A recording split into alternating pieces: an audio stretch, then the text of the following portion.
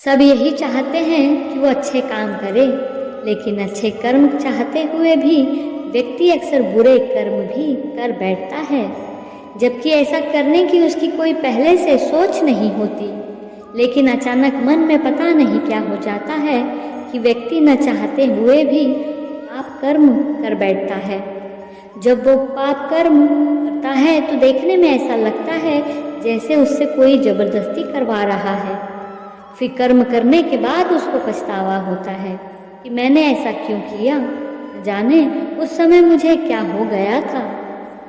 वैसे तो पाप कर्म करने में कुछ क्षण लगते हैं, लेकिन उसकी सजा या पछतावा बड़ा लंबा होता है। कई बार तो उस पाप कर्म करने का वेग इतना प्रबल होता है कि उसकी सजा का भी भान होते हुए भी वो कर्म व्यक्ति के सिर पर जुनून की तरह चढ़ जाता है और व्यक्ति पाप कर बैठता है। ये व्यथा अधिकतर सबके साथ होती है। कोई ज्यादा पाप करता है, कोई कम, कोई बार बार करता है, कोई कभी कभी।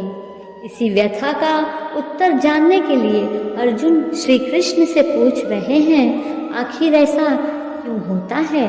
आइए जानते हैं श्री कृष्ण के उत्तर। जब अर्जुन ने पूछा, हे केशव, मनुष्य पाप करने के लिए विवश क्यों हो जाता है? इससे पहले कि हम आगे बढ़ें, अगर आप हमारे चैनल पर नए हैं तो प्लीज़ चैनल को लाइक एंड सब्सक्राइब ज़रूर कर दीजिएगा। अर्जुन ने श्री कृष्ण से पूछा, यह मनुष्य स्वयं न चाहते हुए भी इससे प्रेरित होकर पाप का आचरण करता है, जैसे उससे बालपूर्वक से कराया जा रहा हो। क्यों कोई मनुष्य भगवान के कहे अनुसार नहीं चलता है? क्यों वह पाप के रास्ते पर चलता है? ऐसा क्या हो जाता है लोगों को कि वह सही रास्ते पर नहीं चल पाते और गलत रास्ते पर चलने लगते हैं, चाहे वो इस बात को जानते हो या ना जानते हो।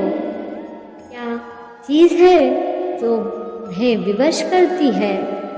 श्री कृष्ण बताते हैं, पापी पाप किस कारण करता है, इसके पाप करने की वजह क्या होती है। श्री कृष्ण कहते हैं, रजोगुण से उत्पन्न होता है काम, और काम में से निकलता है क्रोध अर्थात गुस्सा। काम क्रोध कभी रुकता नहीं, बस बढ़ता ही रहता है। इसे अपना सबसे बड़ा शत्रु मानना चाहिए। वजह है रजोगुण। इसी की वजह से काम, क्रोध, राग, द्वेष जैसे भाव पैदा होते हैं, जो कि पाप की वजह होते हैं। जिस प्रकार से धुएं से आग को और धूल से दर्पण ढका जा सकता है, तथा वैसे ही कर्म द्वारा हमारा ज्ञान ढका रहता है। राख जलती रहती है और उसके धुएं में आग छुपी रहती है। शीशे पर अगर धूल हो तो चेहरा साफ नहीं दिखता। उसी तरह से काम, क्रोध जैसे विकार या कमियां हमारे अंदर में मौजूद ज्ञान को छुपा देते हैं। हे पार्थ, सब कुछ हमारे अंदर है, बाहर कुछ भी नहीं। हमारे असली ज्ञान को छुपाकर एक तरह से हमें विवश कर देती है और हमें पाप करने के लिए उत्साहित करती है। हे कौन्तेय, यह ऐसी आग है जो कभी बुझती ही नहीं, वो है काम, और इसी से मनुष्य का ज्ञान ढका हुआ है।